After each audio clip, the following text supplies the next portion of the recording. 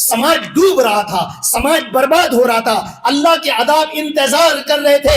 جن بستیوں میں زنا جب عام ہوتا ہے، سود عام ہوتا ہے، حرام کاری عام ہوتی ہے، اللہ کے عذاب اترتے ہی اترتے ہیں۔ اللہ کا عذاب آئے گا، مت دعوت دو اللہ کے عذاب کو۔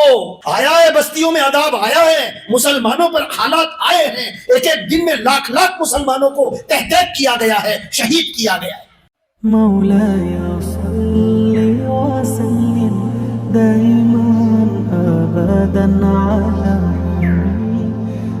الحمد لله الذي وحده والصلاة والسلام على من لا نبي بعده فاعوذ بالله من الشيطان الرجيم بسم الله الرحمن الرحيم يا أيها الذين آمنوا إنما الخمر والميسر والأنصاب والأزلام رجس من عمل الشيطان فاجتنبوه لعلكم تفلحون۔ وقت بہت زیادہ ہو چکا ہے اور میں نے بھی آپ لوگوں کے سامنے بات کرنے کے اعتبار سے الارم سیٹ کر لیا اور بہت زیادہ دیر بات نہیں کریں گے، اس لیے کہ ہر ایک سننے والے کی، دوڑنے والے کی، بھاگنے والے کی، کھانے والے کی، کھیلنے والے کی ایک لمٹ ہوتی ہے، اس کی ایک استعداد ہوتی ہے۔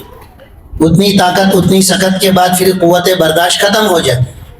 لہذا بہت زیادہ دیر بات نہ کر کے تھوڑی ہی دیر بات کرتے ہیں تاکہ آپ کا بھی اور میرا بھی استعداد کا معاملہ اور لمٹ جو ہے وہ باقی رہے، شوق باقی رہے، تاکہ آئندہ بھی اس طرح امت کی اصلاح کے عنوان پر جب جمع کیا جائے تو ہم آ جایا کریں۔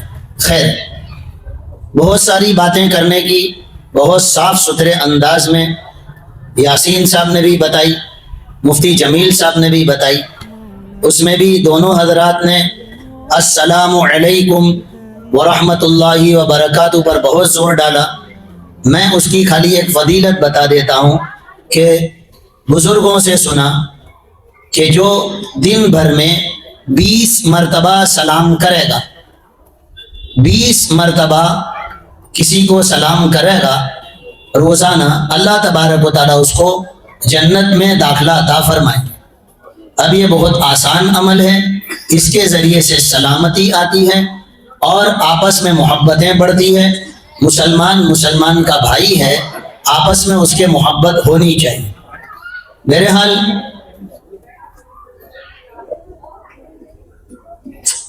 اللہ تبارک و تعالیٰ نے انسانوں کے لیے زندگی جینے کا قانون اتارا، اور وہ قانون کو تمام انبیاء نے اور سب سے آخر میں خاتم النبیین تاجدار مدینہ جناب محمد الرسول اللہ صلی اللہ علیہ وسلم نے عمل کر کے بتایا۔ اللہ تبارک و تعالیٰ نے انسانوں کی کامیابی کے لیے جو قانون اتارا اس کو انبیاء نے اور خاص کر کے حضرت محمد الرسول اللہ صلی اللہ علیہ وسلم نے اس کو سمجھایا، عملی طور پر بتایا اور امت کے اندر اس کا رواج ڈالا۔ یہ ہے کہ اللہ ایک ہے، وہی عبادت کے لائق ہے، کرتا دھرتا وہی ہے، ساری بھلائیاں اس کے ہاتھ میں ہیں، تمام خیر و شر کا وہ تنے تنہا مالک ہے۔ یہ سب سے پہلے بھلے کاموں میں سے سب سے پہلا کام یہ ہے کہ اللہ کو لائق عبادت سمجھنا اور تمام کاموں کا کرتا دھرتا اس کو سمجھنا، اور اس نے جیسا بتایا اور جن کاموں کو کرنے کو کہا ان کاموں کو کرنا، جن کاموں سے اس اللہ نے روکا اور منع کیا اس سے رکنا۔ اب پہلی بات جو کہی گئی ہے اس کے اندر بات سمجھاتے چلیں کہ اللہ تبارک و تعالیٰ نے اپنا تعارف، اپنا انٹروڈکشن کرایا چھوٹی سی سورت کے اندر، قل هو اللہ احد۔ آپ فرما دیجئے کہ اللہ ایک ہے۔ پھر فرما رہے ہیں اللہ تبارک و تعالیٰ اللہ الصمد، کہ اللہ بے نیاز ہے، اس کو کسی کی ضرورت، کسی کی پڑی نہیں ہے۔ تو اب سوال یہ ہے کہ جب اللہ تبارک و تعالیٰ کو نہ کسی کی ضرورت ہے نہ کسی کی پڑی ہے، کوئی سجدہ کرے کوئی سجدہ نہ کرے، کوئی عبادت کرے نہ کرے، حلال کرے حرام کرے، اللہ تبارک و تعالیٰ کو کوئی ضرورت کسی کی جب نہیں ہے، تو پھر کیوں اللہ تبارک و تعالیٰ اچھے کاموں کے کرنے پر خوش کیوں ہو جاتے ہیں؟ اچھے کاموں کے کرنے پر انعام دینے کا وعدہ کیوں کر رکھا ہے؟ اور گناہ اور اس کی نافرمانی کرنے پر ناراض کیوں ہو جاتے ہیں؟ اور نافرمانی کرنے پر جہنم کی بات کیوں نبیوں کے ذریعے سے بھیجی ہے؟ اللہ نے حضرت محمد الرسول اللہ صلی اللہ علیہ وسلم کو بشیرم و نذیرہ بنایا اور یہ صفات کے ساتھ بھیجا کہ اچھے کام کرنے والوں کو جنت کی بشارتیں دو، دنیا کی کامیابی کی اور آخرت کی کامیابی کی بشارتیں اور خوشخبری دو، اور نافرمانی کرنے والوں کو ڈراؤ اللہ کی جہنم سے، اللہ کے غضب سے، اللہ کے غصے سے ڈراؤ۔ تو جب اللہ کو کسی کی پڑی ہی نہیں ہے، کوئی سروکار کسی سے نہیں ہے، تو پھر کیوں ایسا؟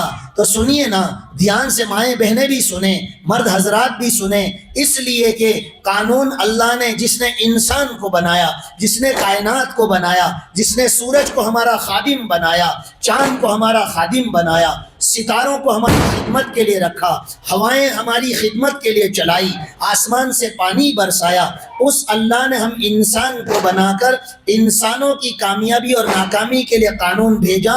جب بندہ اللہ کے احکام اور کرنے کے کاموں کو کرتا ہے تو اللہ خوش یوں ہو جاتے ہیں جیسے کہ ابا پڑھنے والے، ٹیوشن جانے والے، ہوم ورک کرنے والے بچے سے خوش ہوتے ہیں کہ میرے بچے نے اچھا کام کیا۔ اس کی پڑھائی سے ابا کو کوئی لینا دینا نہیں ہے، وہ پاس ہوگا کہ ناپاس ہوگا۔ ابا اگر 40,000 کی 30,000 کی نوکری کر رہے ہیں اور کاروبار و دھندا کر رہے ہیں، وہ ناپاس ہو تو اس کے دھندے میں فرق نہیں پڑتا ہے اور اس کی نوکری میں فرق نہیں پڑتا ہے، لیکن پاس ہوتا ہے تو خوش ہوتے ہیں اور ناپاس ہوتا ہے تو ناراض اس لیے ہوتے ہیں کہ میرے بچے تو پاس ہوگا، ڈسٹنکشن لائے گا، 98 لائے گا تو تیرا فیوچر اور تیرا مستقبل اچھا بنے گا، اور تو ناپاس ہوگا اور تو اگر اچھی پڑھائی نہیں کرے گا تو تیرا مستقبل جو ہے وہ اچھا نہیں ہوگا۔ تو بچے کی کامیابی اور ناکامی کی وجہ سے ابا خوش اور ناخوش ہوتا ہے، ایسے ہی بندے کی فرما برداری اور نافرمانی پر بھی اللہ خوش اور ناراض ہوتے ہیں۔ وہ بے نیاز ہیں، وہ صمد ہیں، ان کو کچھ پڑی نہیں ہے، تیرے میرے سجدے کی نہیں پڑی ہے۔ ساری دنیا مل کر شراب میں لگ جائے، ساری دنیا مل کر زنا میں لگ جائے، ساری دنیا مل کر سجدے میں گر جائے، ساری دنیا کعبۃ اللہ کے پاس چلی جائے، اس کو کسی کے سجدے کی ضرورت نہیں، اور کوئی گناہ کرے تو اس کو کوئی فرق نہیں پڑتا۔ سمجھیے میرے پیارو، سمجھیے، آج اللہ کے حکم کو پورا کرنا اور فجر کی نماز پڑھنا، اللہ کی عبادت کرنا، زنا سے رکنا، سود سے رکنا، حرام سے رکنا، تقوی پرہیزگاری کے ساتھ زندگی گزارنا ہم کو ہارڈ لائف نظر آتا ہے اور وہ آزادی نظر آتی ہے۔ وہ آزادی نہیں ہے، وہ تیری میری اور سماج کی بربادی ہے۔ سمجھ، اس کی دوسری مثال دے دوں، حکومت نے بھی قانون بنائے، راستوں کے قانون بنائے، مکانوں کے رہنے کے اور رہائش کے قانون بنائے، اور تجارت دھندے بیپار کے قانون بنائے۔ کوئی ٹیکس بھرے نہ بھرے زیادہ فرق نہیں پڑتا، کوئی سگنل پر رکے یا توڑے ان کو فرق نہیں پڑتا۔ ارے بھائی، لال پر تو گزر جائے گا آج، نہیں تو کل کہیں تیرا ایکسیڈنٹ ہو جائے گا، اس لیے کہ لال پر تجھے رکنا ہے، کوئی دوسرے کو ہرا بتایا ہے جانے کے لیے۔ یہ گندی عادت جو ہم نے بنا رکھی ہے، کچھ نہیں ہوتا، ارے کچھ نہیں ہوتا، ایسا نہیں ہوتا، ہوتا ہے تب تو اللہ نے کہا ہے اور ہوا ہے۔ قوم عاد بھی یہی سوچتی تھی، قوم سمود بھی یہی سوچتی تھی، قوم لوط بھی اپنے ہم جنس مرد گناہ کرتے تھے اور سوچتے تھے کچھ نہیں ہوگا۔ مکہ والے تاجدار مدینہ حضور پرنور صلی اللہ علیہ وسلم کو جس کے چہرے پر اللہ کی مسلسل رحمت اترتی تھی، اس چہرے کو ستاتے تھے، اس چہرے کو غمگین کرتے تھے اور سوچتے تھے کچھ نہیں ہوگا۔ آج بھی میرے نبی کا فرمان ایسا ہی ہے جیسے میرے نبی آج ہمارے سامنے فرمائے۔ کبیرہ کے ساتھ جینے کا جو مزاج بنایا ہے، عورتوں کو طلاق دے دے کر گھر میں ان کے ساتھ رہ رہے ہیں۔ ارے نکاح کے ساتھ تیرے کو رہنے میں تکلیف تھی، حلال تھا تو تیرے کو تکلیف ہو رہی تھی، اب حرام میں لڑتا نہیں ہے، اب نکالتا نہیں، اب حرام کے ساتھ تو برابر رہ رہا ہے، اب اس کی بات چبھتی نہیں، اب وہ تیرے کو نڑتی نہیں، اور حلال میں تھی تو تجھے نڑ رہی تھی، روز لڑتا تھا، طلاق دے کے اب لڑتا نہیں ہے. کب تک شیطان کو خوش کریں گے, کب تک رحمان کو ناراض کریں گے. اس کی ٹیم بنی ہوئی ہے اور بن رہی ہے, وہ جہنمی, اس کی ٹیم والے جہنمی ہیں. اللہ رسول کے طریقے پر آنے کا شوق نہیں ہو رہا, اس کی تو برابر مان رہے ہیں. اور اللہ کی ماننے میں کہ وہ معاف کرے گا, اللہ کی ماننے میں ہم مسلمانوں کو موت آتی ہے. کیوں اللہ کی نہیں مانتے؟ وہاں پہ وہ معاف کرے گا کہہ کے کرتے جاتے ہو, تو شیطان تمہارے کو کچھ پکڑنے آ رہا ہے. سنیے سنیے, اللہ نے جو قانون بھیجے ہیں وہ پوری انسانوں کے لیے قانون بھیجے ہیں. اس میں عورت اور دولت دونوں کی حفاظت کا اور صحیح معنی میں اس کا استعمال اور اس کی حدود کے اندر برابر رہے, ایسا قانون اللہ نے بھیجا. اس قانون کو جو لے کے چلے گا, وہ خطہ, وہ گھر, وہ علاقہ, وہ سوسائٹی, وہ ملک, وہ عالم پورا کا پورا امن و امان میں رہے گا. وہاں پر آفات سماوی اور وہاں پر کوئی فتنے فساد نہیں ہوں گے, وہاں پر امن اور آشتی اور سکون ہوگا. عورت اور دولت یہ دونوں کی حدود کو سمجھو. آج میرے سے پہلے جو دو بزرگ جو بول کر گئے وہ یہی دو باتیں پر یہ دونوں کو ہائی لائٹ کر گئے. اور میں ایک مثال دے دوں, ایک بات بتا دوں, سنو دھیان سے سنو.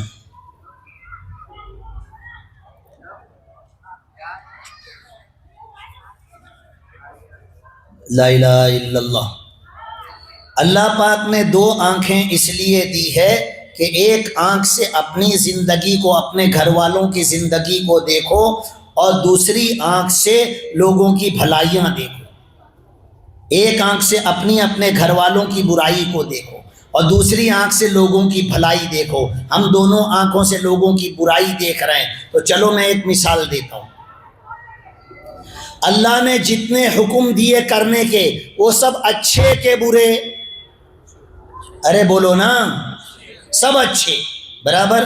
نماز ہو, زکوٰۃ ہو, سچ ہو, امانت داری, دیانت داری, مخلوق کی خدمت, پرندوں کی خدمت, درندوں کی خدمت, راستے سے تکلیف دہ چیز کا ہٹا دینا, سمجھنا پتھر پڑا ہے اس کو ہٹا دینا, کیچڑ ہے اس کو ہٹا دینا, گٹر کا پانی بہ رہا ہے فون کر کے درخواست کر کے کہ بھائی یہاں پر گٹر بہتی ہے, نمازیوں کو لوگوں کو تکلیف ہوتی ہے, محکمہ ہے حکومت کا صفائی کا, وہ آ جائے گا. یہ ایمان کا تقاضا ہے, ایمان کا تقاضا کہ برائی کسی کو پسند نہیں اور اچھائی سب کو پسند ہے. تو اللہ نے اچھے احکام بھیجے کرنے کے, برے احکام سے کہا بچنے کو.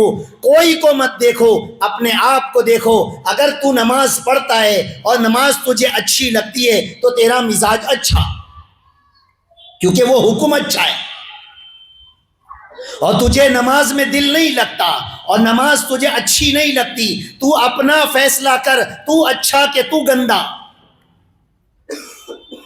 جیسے ایک بچے کو ہم اب کوئی بسکٹ دیویں, کوئی اچھی کھانے کی چیز دیویں, وہ نادان بچہ کوئی کھلونے کو, کوئی دوسری مٹی کو منہ میں ڈالے, ہم سمجھاتے ہیں میرا بچہ وہ مٹی ہے, اس کو مت کھا, یہ تیرے لیے بادام پستے ہیں, یہ تجھے لیے بسکٹ ہیں, یہ اچھی چیز کھا. تو پھر اس کو ڈاکٹر کے پاس لے جاتے ہیں کہ ڈاکٹر صاحب اس کو مٹی کھانے کا مزاج ہے, یعنی اندر اس کے کوئی کیلشیم کی کمی ہے. تو اپنا علاج نہیں کراتے کہ میرے اندر برائی بھری ہے, بری چیز مجھے اچھی لگتی ہے, سود اچھا لگتا ہے, زنا اچھا لگتا ہے, حرام کاری اچھی لگتی ہے, گالی بولنا اچھا لگتا ہے, عورتوں کو آنکھوں سے دیکھنا اچھا لگتا ہے, فلموں کے اندر گندا دیکھنا اچھا لگتا ہے. تیرے فون کے اندر مفتی جمیل صاحب فرما رہے تھے فون کام کی چیز ہے, کام کا نہیں دیکھتا, تو گندا دیکھتا ہے. تو اپنے آپ کا فیصلہ کر, تو اچھا کہ تو گندا. اپنا فیصلہ نہیں کرتے. تجھے ننگا دیکھنا اچھا لگ رہا ہے, حرام دیکھنا اچھا لگ رہا ہے. عورتوں کو ایسے ڈرامے, ایسی سیریلیں, ایسے فلمیں جس میں ناجائز چیزیں, ناجائز کام بتائے جا رہے ہیں, ننگے اور عریانیت والے ڈانس بتائے جا رہے ہیں، وہ تجھے مجھے اگر اچھے لگ رہے ہیں تو تیرا مزاج اچھا ہے کہ گندا؟ اپنا فیصلہ کر لے، اپنی رپورٹ نکال کے لکھ کہ تو گندا ہے۔ اور دیکھو نا، جہاں پر چھوٹا بڑا استنجا کرنے جاتے ہیں، بیت الخلا، ٹوائلٹ، پاخانے کی جگہ، ارے وہ بھی گندی ہوتی ہے تو ہم نہیں جاتے، نہیں جائے گا، وہاں میٹنگ مجلس نہیں کرے گا، وہ پاخانے کی جگہ پاخانے سے ہی گندا ہے، تجھے پاخانہ کرنا ہے تو بھی نہیں جاتا۔ ارے تو اپنے آپ کو گندا رکھ کر سبحان رب کے پاس، پاک رب کے پاس، تبارک الذی بیدہ الملک وہو علی کل شیء قدیر، ایسے رب کے پاس تو کیسے جائے گا؟ وہ تجھے پسند کریں گے، پاک نبی تجھے پسند کریں گے، تو میں گندے ہوں گے، پاک نبی تیری سفارش کریں گے؟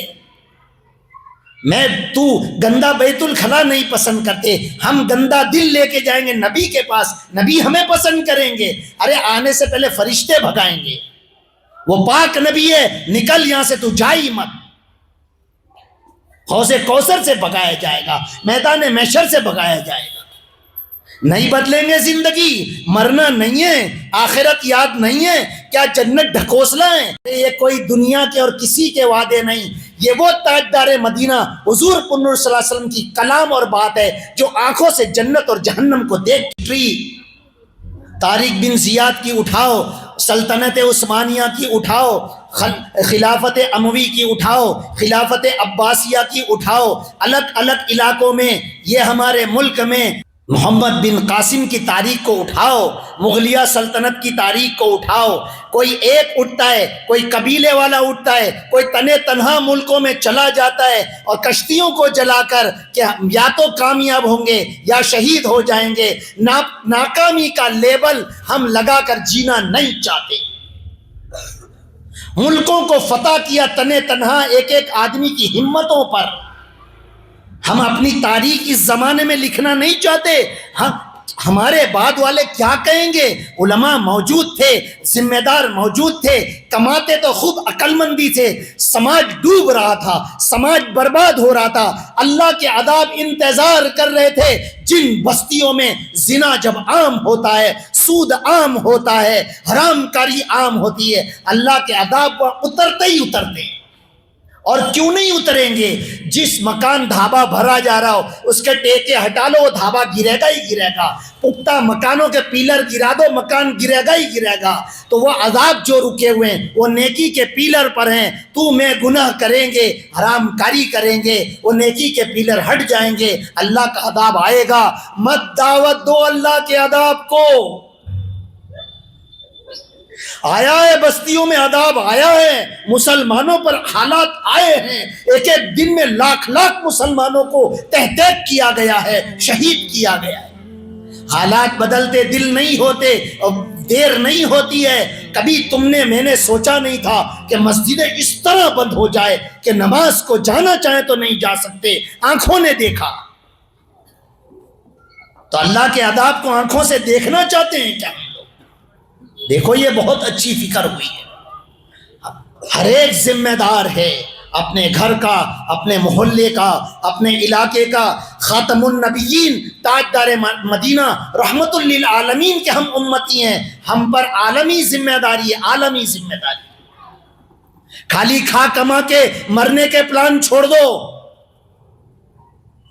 میرا مکان خود کا ہو جاوے، ہفتے پورے ہو جاویں، رکشہ کے ہفتے پورے ہو جاویں، میری دکان ہو جاوے، دکان کے ہفتے چک جاویں، اسی میں مت مرو۔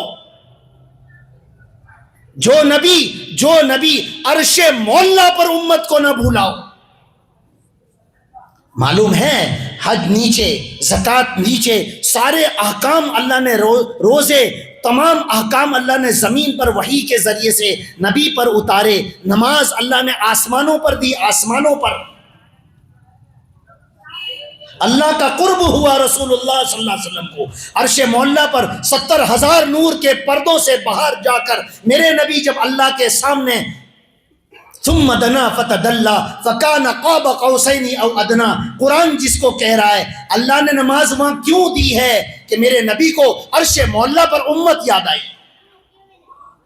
ایک باپ کہیں جاتا ہے تو اچھا کھانا دیکھ کے اولاد کی یاد آتی ہے، کاش میرے بچے ہوتے وہ بھی ساتھ میں کھاتے، کہیں سے کچھ بٹتا ہے کھاتا نہیں کھیسے میں لے جاتا ہے، میرے بچوں کو دوں گا۔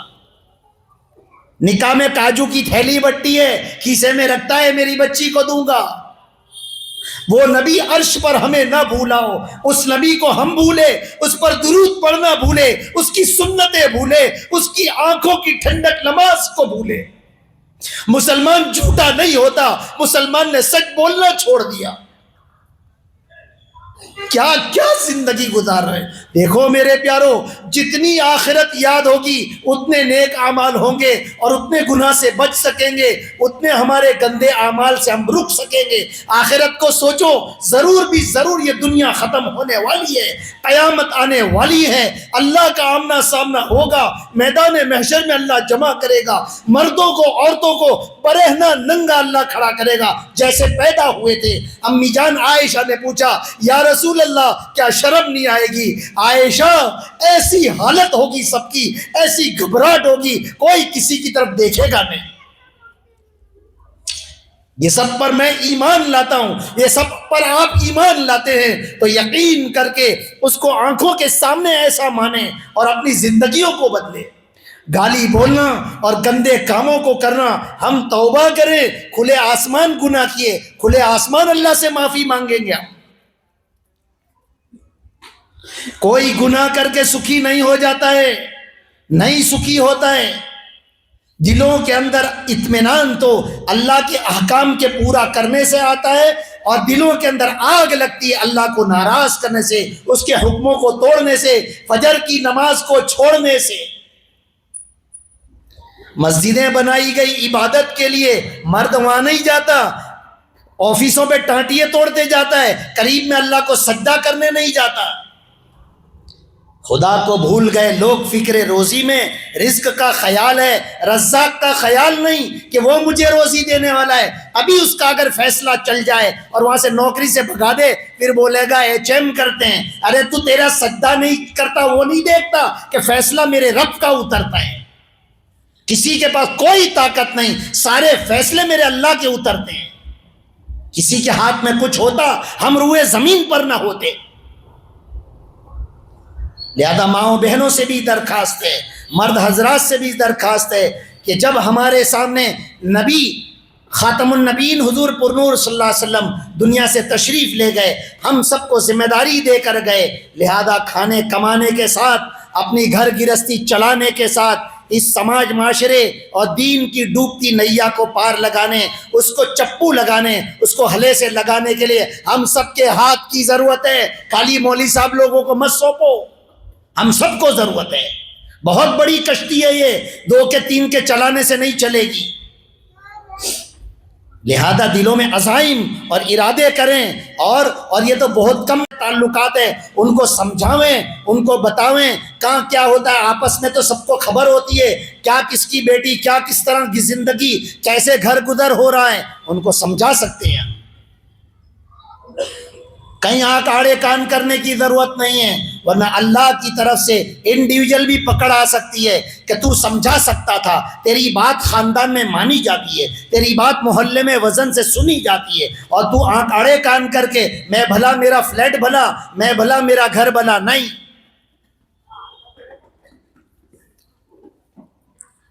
اور بہت وعیدیں ہیں، بالکل مختصر سمجھا دو، بالکل مختصر سمجھا دو، سن لو۔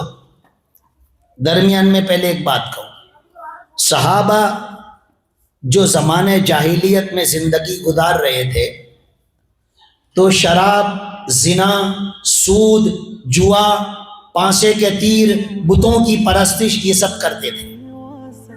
پرانے شرابی، پرانے زنا کرنے والے، پرانے جواری، یہ سب تھے۔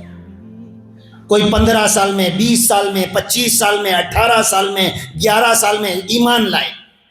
اب اللہ کے احکام اتر رہے ہیں، شراب حرام ہو گئی، جوا حرام ہو گیا، زنا حرام ہو گیا، زنا کی سزائیں اتری، جوئے کی سزائیں اتری، چوری کی سزائیں اتری۔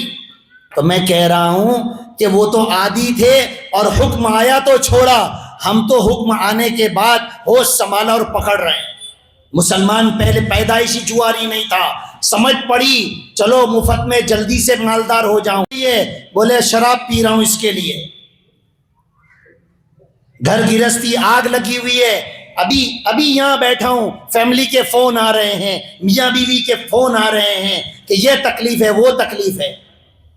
اپنے گھروں کے اعتبار سے گھروں کے ماحول کو بناؤ، گھروں میں آگ لگی ہوئی ہے، کسی کی بیٹی کو لا کر اگر ظلم و زیادتی کی ہے، سن لو ایک جملہ درمیان میں یاد آیا تو کہہ دیتا ہوں، مرد ان عورتوں کے شوہر ہیں، بریڈ وینر ہیں، ان کے ذمہ دار ہیں، ان کے مالک نہیں ہیں، ان کا مالک اللہ ہے۔ اگر تو نے حق ادا نہیں کیا وہ رب ذوالجلال تجھے چھوڑے گا نہیں، تجھے چھوڑے گا نہیں وہ اللہ۔ لہذا صحابہ نے تو اس طرح اپنے آپ کو شریعت کے احکام کے تابع کیا، اور ہم شریعت کے احکام کو توڑ رہے ہیں اور نہیں، اور معلوم ہونے کے بعد اس کو پکڑ رہے ہیں۔ لہذا یہ ہماری بہت بڑی مسٹیک اور بھول ہے، برائے مہربانی ہم ایسا نہ کریں۔ پوری شریعت بہت آسانی سے سمجھا دیتا ہوں، بہت آسانی سے سمجھا دیتا ہوں، علم ہے نہیں ہے، عالم ہے نہیں ہے، لیکن بہت آسانی سے پوری شریعت سمجھاتا ہوں۔ دیکھو زنا سب سے خطرناک سزا اللہ نے اتاری، جس کو حدود کہتے ہیں، حد نبی کو نہیں سونپا، کوئی اس میں باندھ چھوڑ رعایت نہیں۔ کیا سزا ہے؟ شادی نہیں ہوئی، نکاح نہیں ہوا، اور نوجوان لڑکا لڑکی نے زنا کیا، اسلام اس کو اللہ کی طرف سے جو حکم آیا، 100 ہینٹر، چمڑے کا کوڑا ہینٹر ہوتا ہے، 100 ہینٹر اس کو مارنے کے، 100 کوڑے۔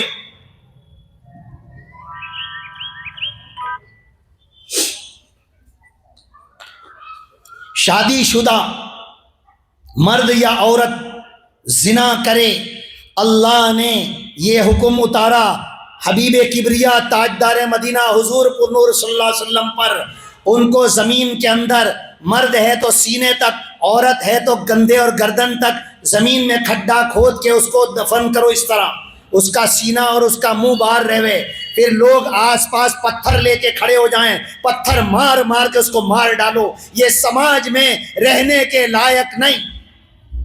یہ سزا اللہ نے شادی شدہ زنا کرنے والوں کے اتاری، یہ اللہ کتنا غصہ ہے۔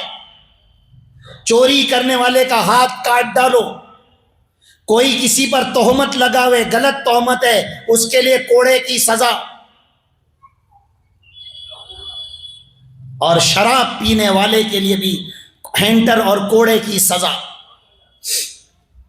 جب چوری کرنے والا، شراب پینے والا، زنا کرنے والا اس کام میں مبتلا ہوتا ہے، ایمان اس سے نکل کر الگ ہو جاتا ہے، اور وہ تو رحم ہے میرے رب کا، فضل ہے میرے رب کا کہ وہ گناہ سے جب الگ ہو جاتا ہے تو اللہ دوبارہ ایمان دے دیتے ہیں۔ لیکن اگر اس میں مرا، حضور پر نور صلی اللہ علیہ وسلم نے فرمایا زنا کرنے والا بت پرست کی طرح ہے، اس کے بعد ایمان نہیں ہے۔ لہذا جو بات سمجھاتا ہوں بہت آسان شریعت سمجھاتا ہوں کہ اللہ پاک نے جیسے ابھی بتایا کہ سود کے لیے دیتا ہوں مردوں عورتوں کو، کہ اللہ نے جن باتوں کو بہت سختی سے روکا ہو، رکنے کو کہا ہو اور اس کی بڑی سزا بتائی ہو، اور جن کاموں کے کرنے پر بڑے انعام بتائے ہوں، وہ سارے کام، جو کام بڑے انعام والے اس کو کر گزرو، اس میں بہت اللہ کی رضا، اور جس میں بڑی سزائیں ہیں اس سے بہت رکو، اس میں بہت نقصان، بہت نقصان۔ یہ مجموعی طور پر شریعت بتا دی، اور اتنا موٹا موٹا علم سب کو ہے۔ لہذا کوئی بھی گناہ کی طرف جانے سے پہلے کہ اللہ نے اس کے اوپر سخت وعید رکھی ہے، لہذا اس کا نقصان میرے جسم کو، میری روح کو، میرے دھندے کو، میرے گھر، میری آل اولاد اور نسلوں پہ پڑے گا، مجھے اس سے رکنا ہے۔ اور کب تک رکنا ہے؟ ارے اللہ نے کسی کو نہیں بتایا کہ کون کب تک جیے گا اور کہاں مرے گا۔ کتنا اچھا کتنا اچھا، آج توبہ کر لی، آج اللہ کو دل دل میں کہہ دیا میرے مولا اب یہ تمام گناہوں سے میں توبہ کرتا ہوں، اب تیری نافرمانی کی طرف نہیں جاؤں گا، اور شاید فجر کی اذان نہیں سنی اور اللہ کا بلاوا آ گیا تو توبہ کر کے مرا ہے، بہت بڑی فضیلت کے ساتھ مرا۔ جیسے کہ حج کے بعد مرنے والے کے لیے عمرہ چھوٹا حج ہے اور حج جو ہے وہ بڑا حج ہے، یعنی اس کو حج اکبر جو کہتے ہیں۔ مولاي صل وسلم دائما أبدا على